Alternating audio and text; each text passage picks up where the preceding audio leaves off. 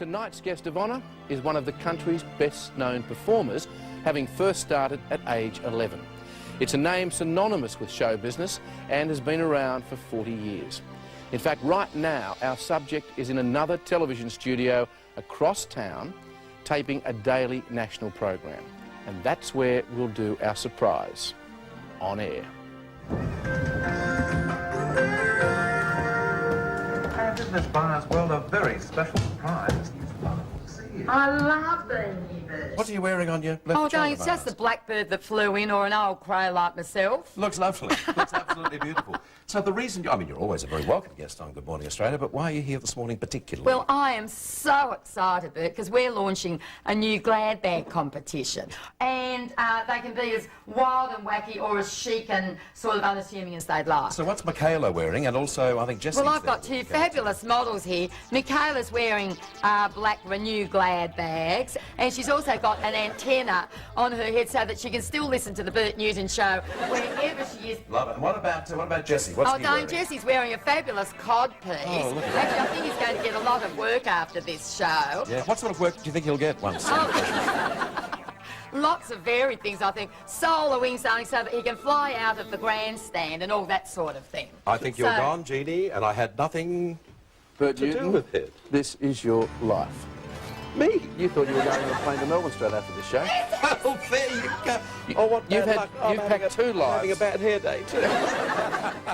You've packed two lives into your life. Yeah, oh, well, it's great. Jeannie, you knew all about this. Oh, darling, I hated not being able to tell a song. And I bet you thought you were safe at Channel 10 too. Well, I thought I was totally unsafe with that advertorial. I've never done a worse advertorial in my life. I thought, what the hell is she talking about?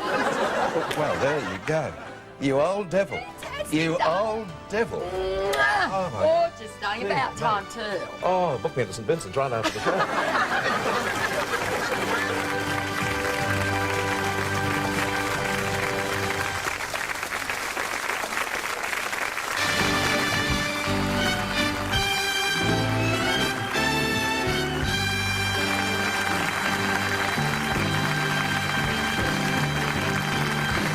Ladies and gentlemen, Bert Newton.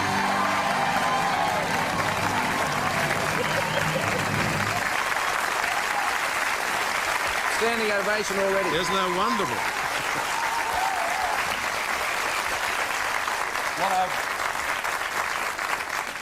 I've heard about it, but I've never seen one before. A standing ovation of one. At the beginning of the show. Yes, that's That's terrific. You got me. You got me. You looked a bit surprised. Well, I was surprised because I had no idea, for a start, that you're going to walk in, and that I thought, having been done on This Is Your Life before, if you'll pardon the expression, I thought it must be Jeannie's turn because it was a late booking, that advertorial, and all of a sudden, when your steely blue eyes gazed into mine, I thought, hello, it's me. The first This Is Your Life was almost 20 years ago, and you've really lived another life since then. What are you hoping? My life's improved in the last 20 years. Bert, please take a seat. Thank you very much. Thank you.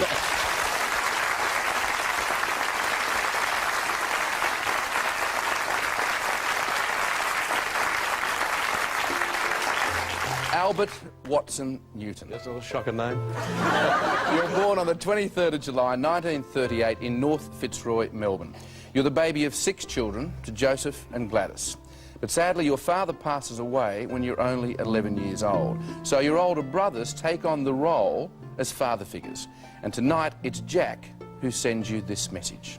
Hi Bertram, I'm sorry our brothers Tom and Bob can't be with me tonight, but I'm sure they'll endorse everything I want to say. We've been very, very proud of you in your career through radio and TV, and particularly proud of that strong survival streak you've shown all the time. And we're very proud to have you as a brother. It'd be a miss of meat not to mention your #1 supporters, our late mother and sister. I'm sure they're endorsing everything I've said. Congratulations, mate. I hope you have a wonderful night tonight. Thank you, Jack. But after your father's death, your mother encourages you to join the Boy Scouts. And it's through the Scouts you get your first taste of show business. The troupe is invited to radio station 3XY for the recording of Scouting Around. And it's here the performing bug bites you. At only 11, you convince the radio executives to take you on as a regular on the afternoon kiddies show Peter's pals. He was so involved with radio, his lessons didn't seem to matter. It's your old school teacher from St Joseph, Brother Austin.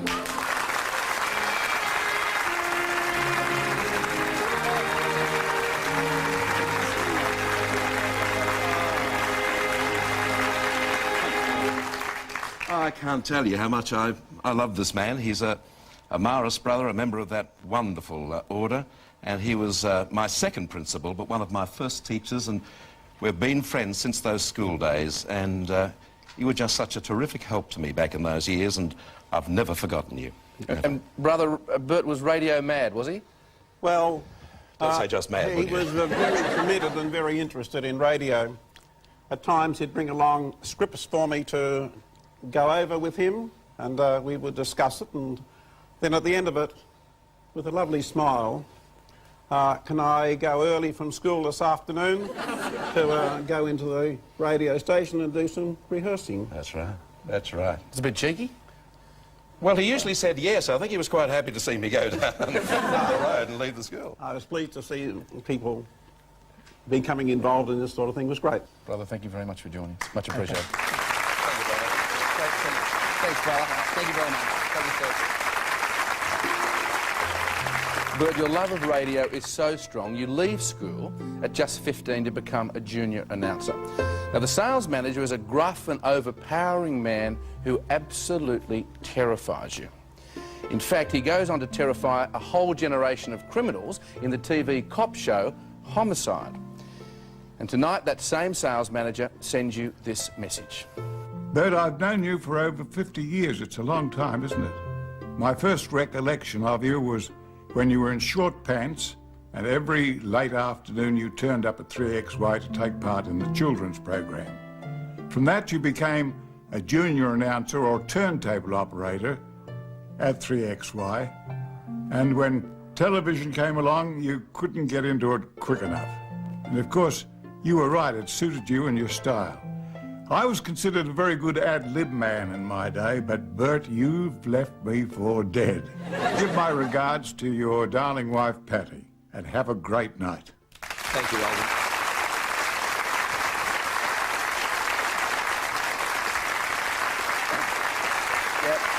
Television is looming, and producers are looking for a whole new breed of stars. So it's no real surprise when you end up hosting The Late Show on Channel 7.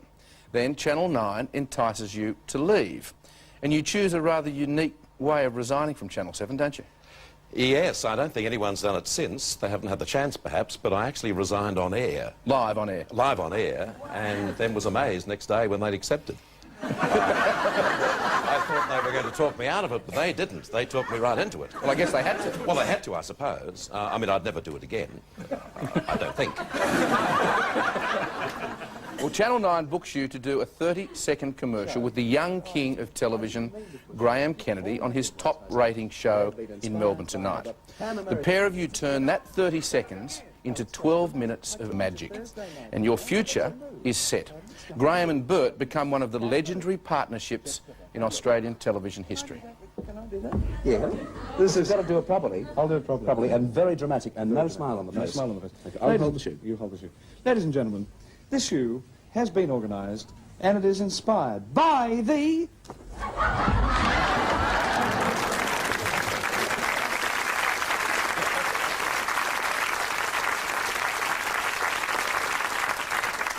Now, there's another of the In Melbourne Tonight team, and she's a pretty blonde you first met when you were kids together on Peter's Pals. She's Paddy McGrath, and destiny will ensure you both become another great partnership. And after the break, Bert's only in his 20s when his whole career is suddenly put on hold. But first, some messages. Hello, my darling Bert. Congratulations on this wonderful show tonight, honouring you. You truly deserve it. You know, I first met Bert Newton actually 20 years ago, exactly 20 years ago. I came to Australia with Mr. Bob Hope, and I stayed to do the Logies, and Bert was the compere. And I compared him to Mr. Bob Hope, but I left out a couple of the more positive adjectives. Hi, Bert. How do you feel? I'm kind of nervous, but you mentioned my buddy Bob Hope, and before I came here, I asked about you, and they told me that Bert Newton had all the charm and the talent of a Bob Hope. And now that I've seen you tonight, you are very charming. And of course, it got a huge laugh. And I fell in love with Bert Newton then because he laughed the hardest of all. Well, Bert, you know, these days, once in a while I work with Bob Hope, and you still remind me of him. And I really aspire to be like you, because like Bob Hope, you're smart, you're funny, you're sexy, you're rich, and you're alive. My God, Bert, how old are you? God bless you, Bert. I look forward to seeing you soon in person. Congratulations, Bert. Hey, Bert, we're real sorry. We tried to get down there, but we're being held captive by our schedules here in the States. Sorry. But you remember, Bert, when you came on stage with us, joined us as our leather man? Yeah, we remember it, too. We've been trying to forget it for 20 years. Even though we enjoyed being there, Bert, we're sorry we couldn't make it. And remember, last but not least, This is your life.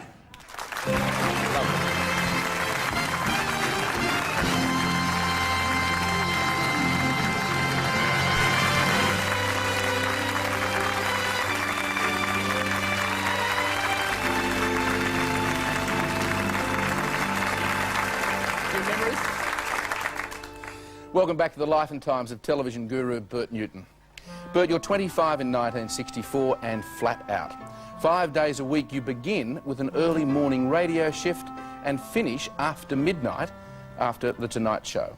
Then there's your TV specials, commercials and a very healthy party life. And the pace is just too much. You suddenly resign and disappear... not on air, by the way. Not on air. And disappear altogether. Tell us what happened. Maybe everything caught up with me. I've always liked to work hard, but at that particular stage, as you alluded, I was also playing hard, so perhaps a combination of both those things was too much. So for a couple of years I didn't work, I was played hard. No, I got myself together through the help of a wonderful doctor who's now deceased, Dr. Eric Seal, and things brightened up and I haven't looked back. Well, you booked yourself into the Sacred Heart Hospital for rehabilitation, and after 4 months you returned to Channel 9. Now, there are a couple of mates who are always right there for you during this tough time, and they join us tonight. Philip Brady, Pete Smith and Bruce Mansfield. Oh, wonderful.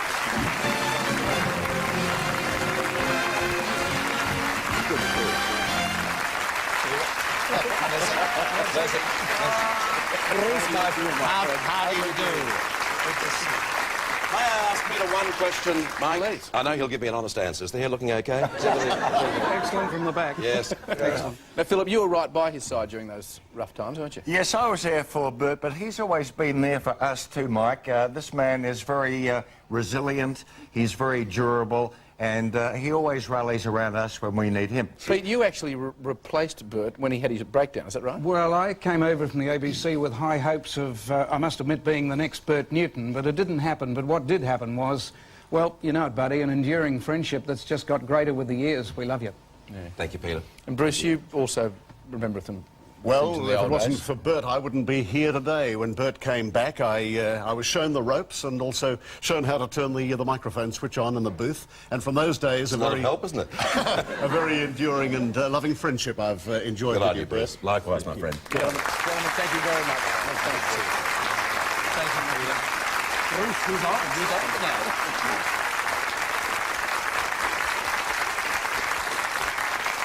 Just watch your language too, boys. That's Amara's brother sitting beside me. Bert, you now begin the slow climb back. Your next big break comes when you host your first Logie Award ceremony in 1967. 2 years later, Graham Kennedy quits the network and you become one of several hosts of In Melbourne Tonight. On Wednesday, on Thursday, Monday, Tuesday, take that away from us. And 3 of the other hosts, Ugly Dave Gray, Barry Crocker and Tony Lamont. Oh, wonderful. Good to see you both, Bert.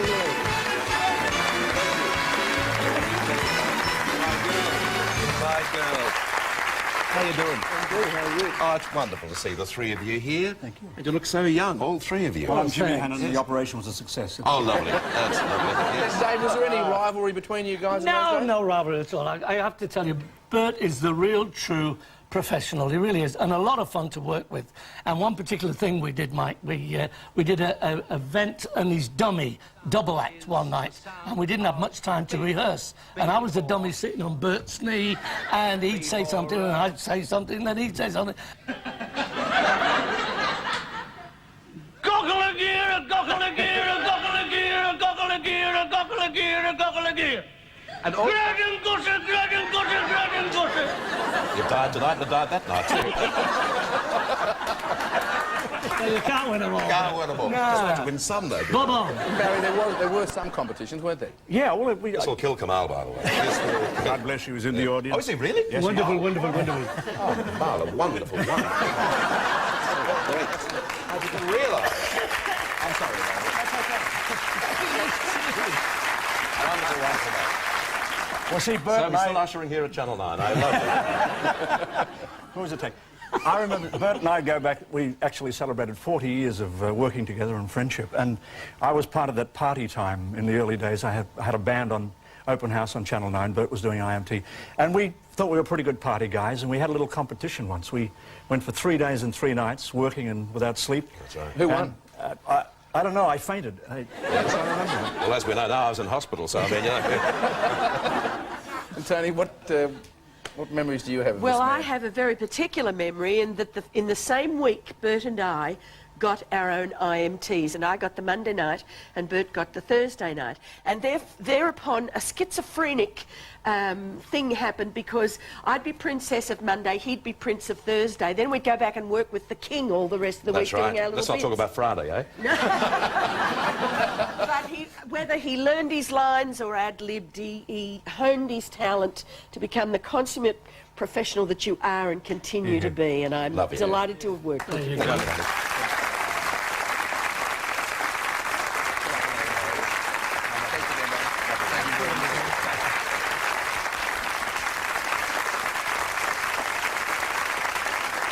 the sort of people, Mike, if I may say, that make show business worthwhile. Yeah. Straight from the heart.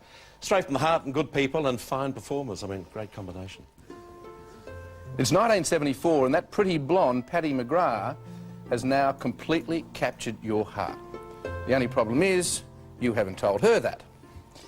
Now, you hear on the grapevine that she's going out with another man. Yes, the rot, yes. And at 36, Bert, it is now or never. So you travel halfway around the world just to propose to Patty. She accepts and joins us now.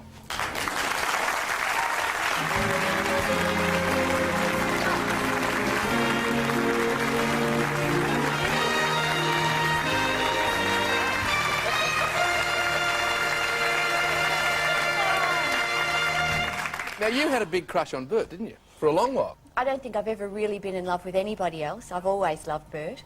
We've been together a long, long time. We went together for a long time before we were married, and then I went overseas for 3 years because he wouldn't marry me.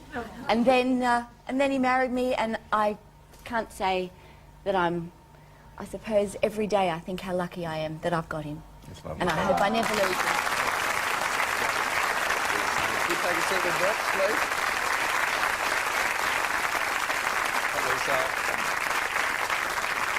That was lovely. Well, Bert, you're Yes, 37. Just as I wrote it, by the way. Oh, was it just as you wrote it?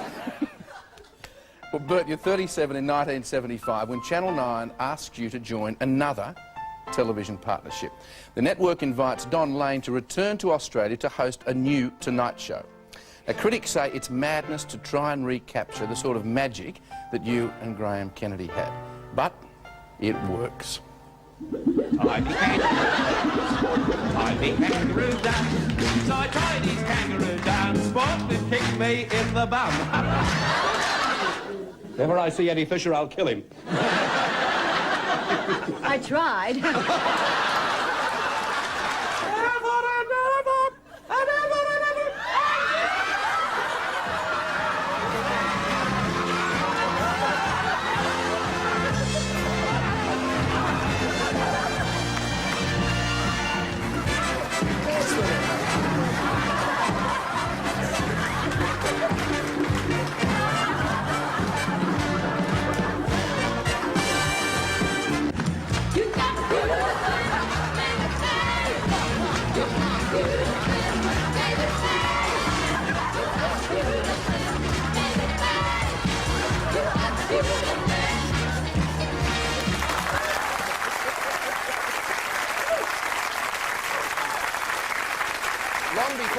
show.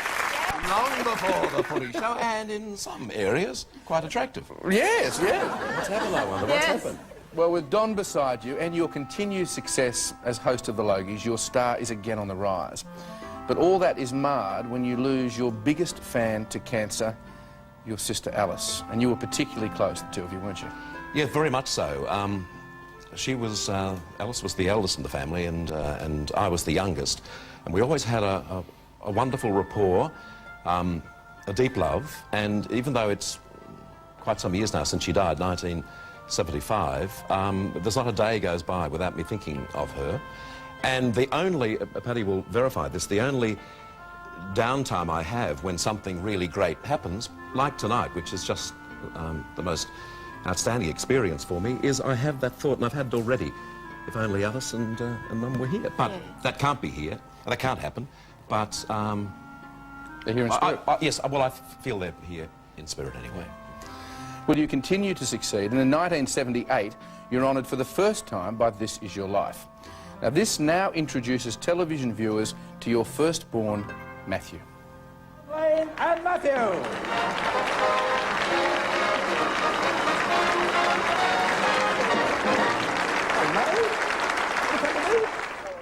Well, babysitter Don is still hard at work, and he joins you now with Matthew and your daughter, Lauren. Oh, isn't that wonderful?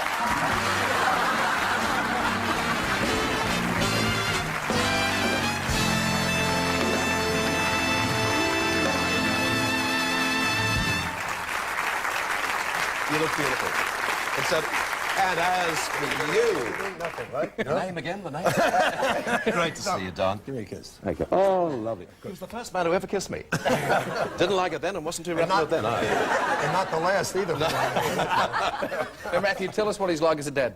He's fantastic. As well as being the top of his profession and an absolute inspiration, he's a great mate. And we're happiest together when we've got our feet up and we're watching Spencer Tracy or listening to Bing Crosby. Who's the best singer in the world?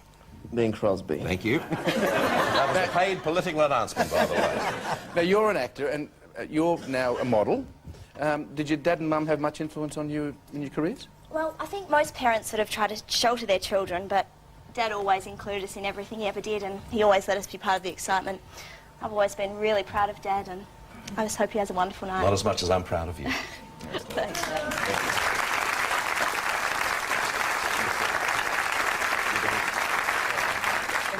And Don, just looking back, what was that something special that you two had? I have no idea. He used to call me on the telephone in the second year of this program, and of the show, and he would say to me, "What is it? What is it that makes it work, you know?" And he would say, "You don't want to know. Don't stand there and analyze it, you know?" But it had all the elements that you need. A tall, suave, very handsome compere and a short, chunky guy. You know, that's it. Thank you. Thank you. I think the chemistry was the fact that, that Don Lane, apart from being a fantastic performer, I can tell you honestly, I've not worked with anybody in television more generous than Don. Don works on the old system, which I think is the best, and that is, if you're all there together, it doesn't matter who's getting the laughs, so long as they're there. And he's the ultimate in that.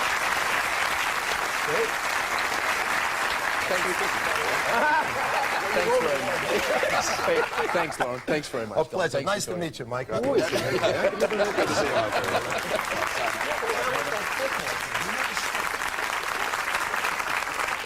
Thanks for coming in, Don. And give my love to him it may concern. Hear that? And after the break, a few more surprises for Bert. But first, some messages from some old friends.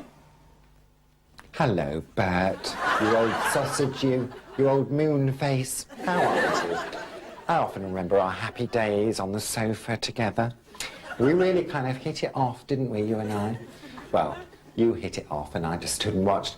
But I'm coming back to Australia soon, and the only reason I'm coming, Bert, is to sit next to you and talk about old times, because I often think of you. In fact, whenever I eat one of these, I'm thinking of you, Bert. Have a lovely evening. Bye-bye. Bert Newton. What can you say about a man who swims like John Conrad's and sings like John Farnham? Unfortunately, Bert Newton swims like John Farnham and sings like John Conrad. But for anyone of my generation, Bert Newton is the face of Australian television. Wide, slightly bulbous, 3 colours out of register like a salad niçoise, and lots of little buttons along the bottom. Every time I start a book tour in Australia and stumble, bleeding and whimpering out of a press conference of all the same journalists who framed me last time, I get my identity back when I collapse into Bert's studio and am revived by that merry cry of, "Hi, Harry, geez, you look terrible." Where would I be without Bert Newton? Well, right now I'd be in Acapulco, sipping a pina colada with Kylie Minogue, instead of shivering in this woebegone little studio somewhere in the bush of Shepherd's Bowels. But seriously, Bert, what about that $1,000 you still owe me for the last job? I looked under the park bench last night, still nothing. Don't make me send the boys around, you know what I mean. I think I was okay. I meant to say Bowels of Shepherd's Bush back there, but Bert will never spot it. Shall we knock off that one about Mel Gibson? Okay, and action. Mel Gibson. What can you say about a man who talks like Bert Newton and looks like a marble statue of a Greek god?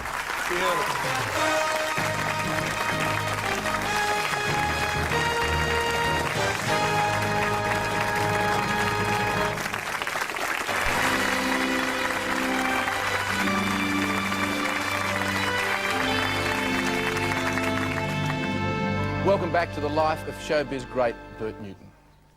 In 1981, you're 43 and now king of morning radio in Melbourne.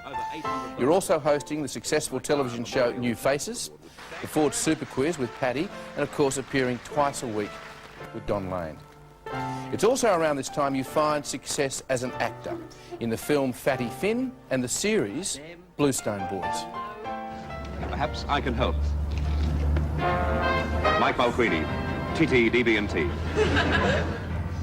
This day, the day before, and tomorrow. The top-rating Channel 12 current affair program.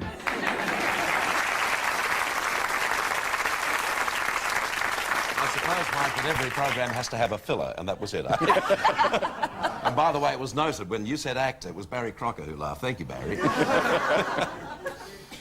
But then in 1983, it all begins to fall apart. The Don Lane show is given the axe, and at first, you're given the chance to host your own Tonight Show. I once said, my car is just like my wife. On a cold morning, when you really need it, it won't turn over. You were married, weren't you, Ben? Good night. Well, just when you start hitting your stride, it too winds up. You're still hosting New Faces, but then New Faces also goes. And to add to all that, your mother Gladys passes away. Pretty rough time then. Yes, it was. I mean, everything else pales into insignificance. I mean, what's to lose a television show? It's not a particularly nice experience, but it's only a television show. To lose your mother, and everyone can, you know, they know what I'm talking about. When you lose your best friend, it's almost the end of the world, seemingly, but it's not when you... Paddy was there? A wife? Oh, of course, yeah, she's always there. Always. And I'm with her always. There's always a bit of glad in me. Is that right? Yep. Bert, you're 50 in 1988, having now won 4 gold Logies and hosted 17 of the ceremonies. And after that difficult year, you returned with a daytime show on Channel 7 and back to hosting the Logies. Let's just revisit some of those golden Logies moments. I like the boy.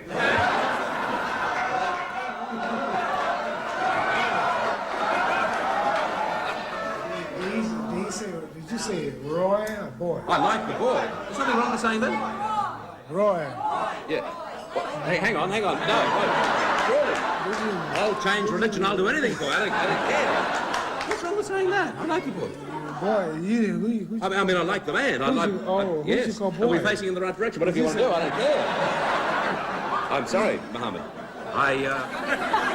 God bless you people, really. I'll walk with God.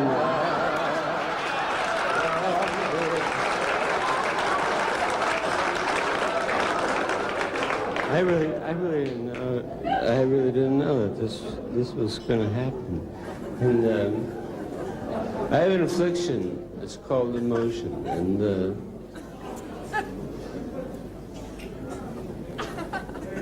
oh shit! Congratulations, Michael.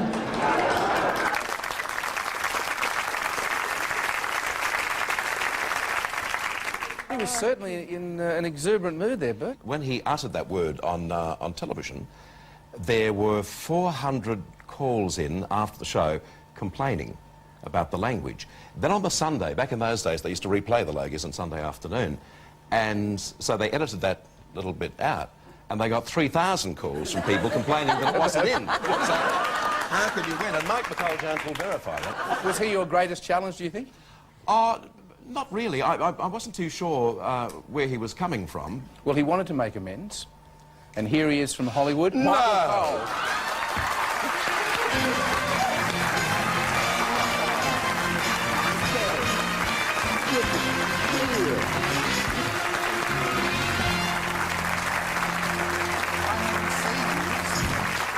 Are you sure it's all right to be here? Oh, shit. I'm glad you said that. I'm glad you said that. It's great to see you. I read in the paper the other day that you hung Ned Kelly in 1880. And I've always had the feeling since that Logie Award that you kind of felt that I was with him. I wish that I was with him. You know something, Michael? It is still the most referred to incident in the Logie, so you're certainly here in Australia, apart from your wonderful performances in America, here in Australia, you're never forgotten. Never forgotten. And will never be forgotten. Never be forgotten. Seriously, if I did offend anybody, no, I deeply apologize. And thanks for having me back to your beautiful country. Thank you, Michael. Michael, thank you very much. And you, I love and respect. Thank you, Michael. Great to see you. Thanks for coming in.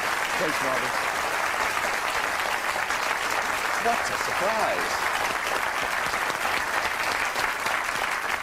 And after the break, Bert hits live theatre. But first, a message from a great mate. Hello, Bert. This is your old pal, Van Johnson. I wish I could be with you on this glorious occasion, but I'm stuck here in New York, breaking in my new one-man show, which I hope to bring to Australia, just so I can see you and Patty and Matthew and Lauren again, because you are Australia to me.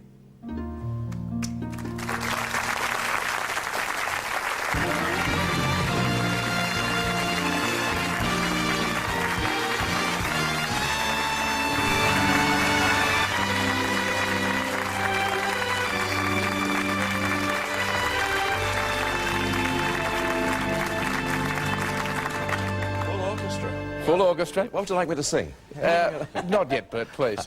Welcome back to our special tribute to the one and only Bert Newton. Bert, your much-touted Channel 7 comeback is not all you hoped for, and you soon land a job hosting Channel 10's morning show. Good morning. But in 1993, you're now struck by a huge blow. You find yourself in serious debt due to the recession and backing the wrong horses in several investments. What happened around that time? Well, I think to me, what happened was what happened to a lot of people at that time, and I guess through the years too.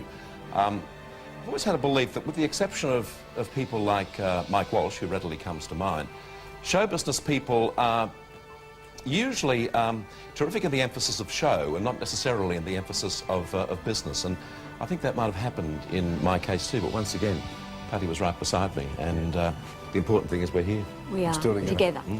Well, true to form, you resolved to clear the slate and do this by diving into a punishing work schedule. 12.5 hours a week on Good Morning Australia.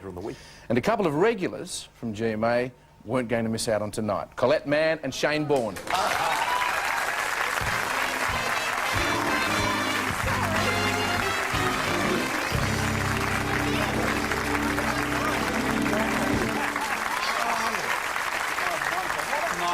This is just so exciting. Lovely. Yeah, it's wonderful. Now, Colette, you actually bring new products onto Bert's show, don't you? Well, that's the theory, yes. Except the products are getting older by the minute because... We never get to them. We never get to them because he starts talking about my family, which, of course, nobody's interested in, but I think's fabulous. And so I just chat on, and I just have so much fun that I never get round to the products, do I? No, never. Because I think the products are silly anyway, let's be honest. But as you say, we have a lot of fun, that's the important. We do. We have enormous amounts of fun, and then I stay and gossip Yes, after. indeed. I've not met your husband, by the way. Shane, I'm one of the older products. You owe Bert a fair bit, don't you? Sorry? You owe Bert a fair bit, don't you? About $50, but I'm trying to work it off doing GMA here. Now, I would say, actually, I thought about this. I remember seeing Bert. I was only about 9 years of age, and I remember watching Bert host a kids show, he's very young himself, with some legendary clowns from Melbourne called Zig and Zag. And I think it was very impromptu. I think that's the thing that caught my eye. Bert was chasing them round the studio floor for a good 4 or 5 minutes, attacking them with a straw broom. And I remember thinking at that early age, this is the life for me. But it is an honour, Bert, to work with you on an education, and it's always fun, isn't it, Colin? It is. And Huge amounts if it's of fun. not going well, out comes the broom. Yeah, exactly. Bless you, Shane. Shane, thanks very much. Thank you very Colin, much. as for you? I didn't tell you. You didn't tell me. That's what the old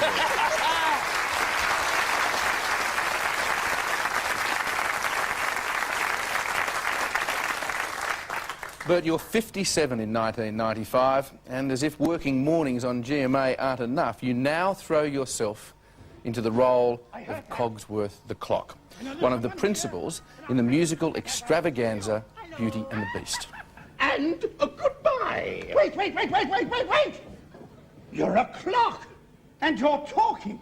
Astonishing, isn't it? And quite inexplicable. A goodbye. Cogsworth, I'm surprised at you. Where are your manners? We've got to get him out of here before the master finds out. Oh, this is incredible. How is this accomplished? Really, sir, if you're... Oh, stop that. Stop it. Stop it, I say. Really, sir, do you mind?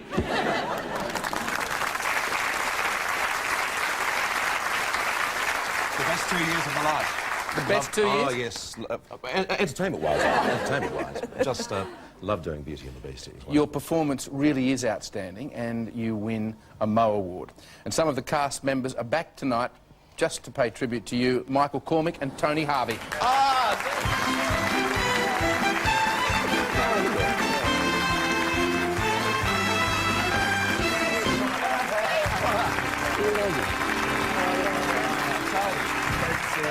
Michael, wouldn't you kill for that hair? I'd love that. It's coming off next week. Is it really?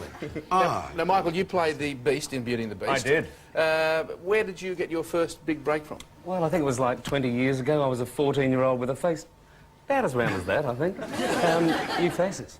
It was actually where I started. With Bert? So, with Bert. So that's why it was such a great honour to work with this man for the last 2.5 years. One of the best young performers in Australia today, and he's done everything. He's played the West End. He's, apart from Beauty and the Beast, which I think his performance as the Beast is one of the best things I've ever seen on stage. There's nothing this bloke can't do, and I learnt so much from Michael about comedy. His timing and his bravery on stage is just phenomenal. Isn't it uncanny? And who's this, by the way?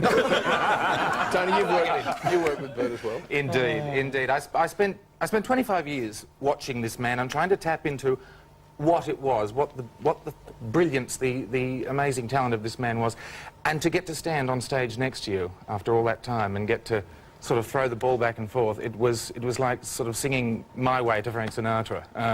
It was extraordinary. I thank you, my friend Tony. Thank you. Thanks to you. Thanks, Tony. Thanks, Michael. Please take your seat. Thank you, Tony.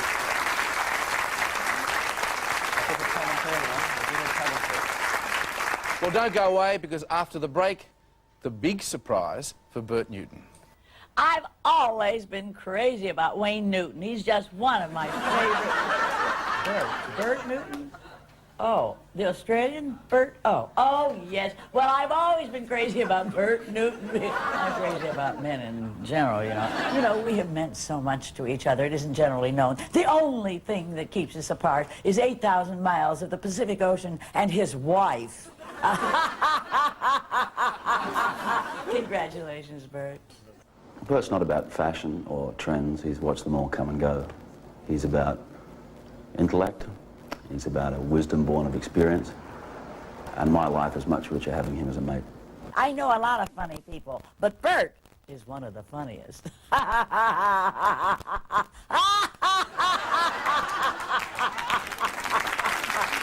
Oh.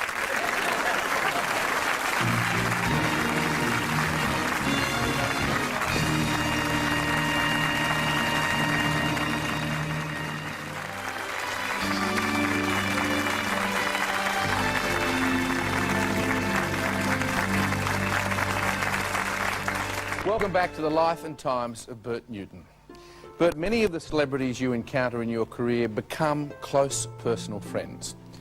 Well, tonight we have flown one of the closest of your friends out all the way from New York to be with you tonight. It's Hollywood legend, Van Johnson. Oh, my goodness.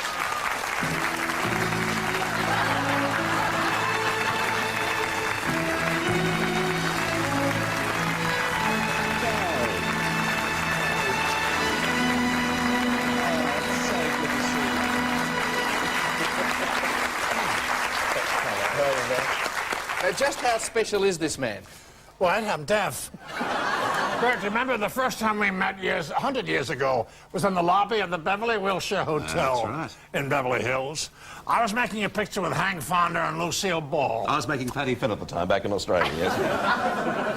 And you came up to me with Paddy and you said, I'm from Australia.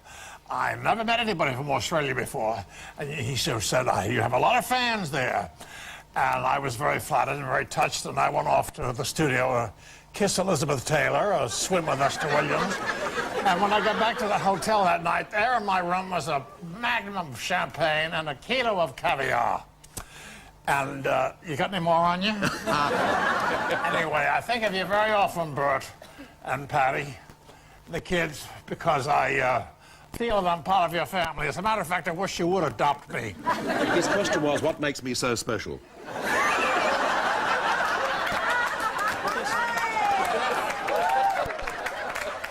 How do I get out of here? You've got to get back to the hotel within half an hour. Oh yeah, because I catch a plane in the morning for Singapore. In a word, Van, tell us about your married life all those years ago. You bastard!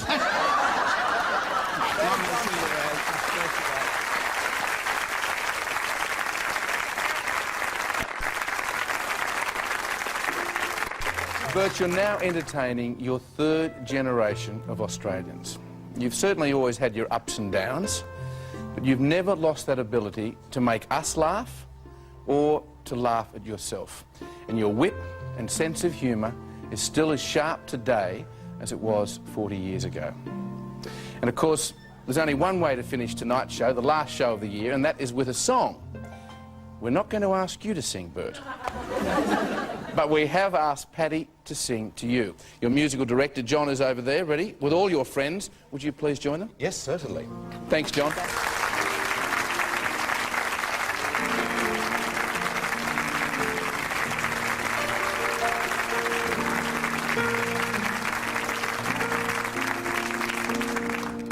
Everything I do for Bert. Everything I do for Bert.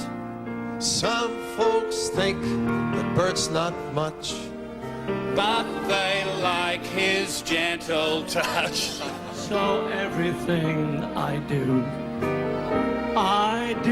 for Bert. Love you.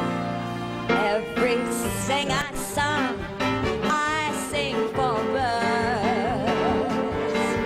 Every bell I ring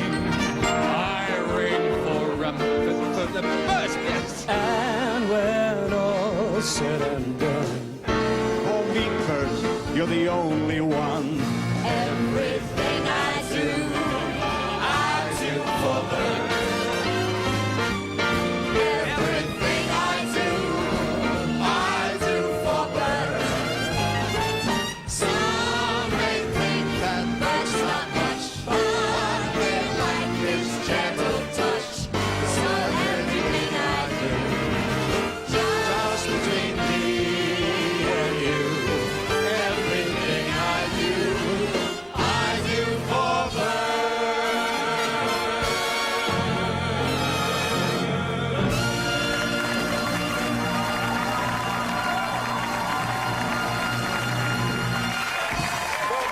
This is your life. Thank you so much, Paddy. Our guests choose to stay at the AMA Hotel Sydney.